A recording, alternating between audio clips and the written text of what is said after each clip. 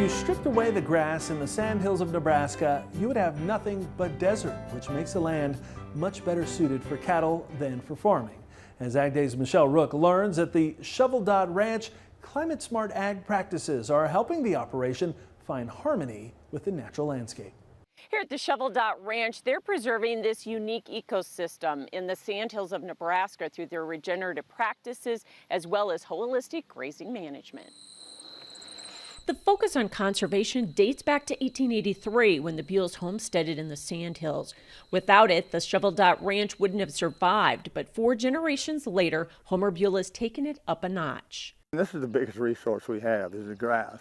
So we choose to harvest it with cattle, but to look down and to know what's there and know the plants and your ground cover and just a lot of things, you learn a lot by looking down. So that's really changed in the way I manage. The ranch spans nearly 15,000 acres, and it's divided into 68 to 69 sub-pastures with permanent fencing and water. Our pasture size runs from anywhere from a half section down to maybe 200 acres, and maybe even a little less than that.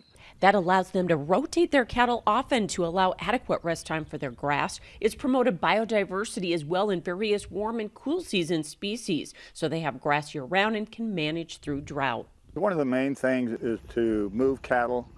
Early in the part of the summer, we don't probably have any cattle that stay more than 4 or 5 days in one pasture, and then they move on, and we'll graze a little longer, maybe a week and a half or whatever later in the summer.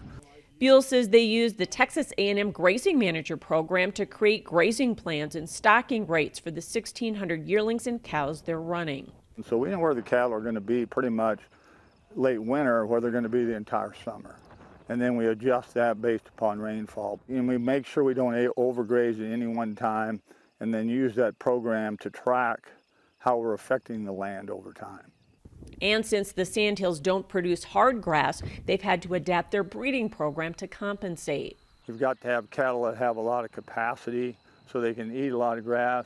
The Shovel Dot Ranch also has to continually manage one of the biggest threats to their grassland, which is cedar tree encroachment. It's one of the hardest things we do to try to keep up with the cedar trees, and we hire some people to come in once in a while to help us catch up. But that'd be one of the bigger things.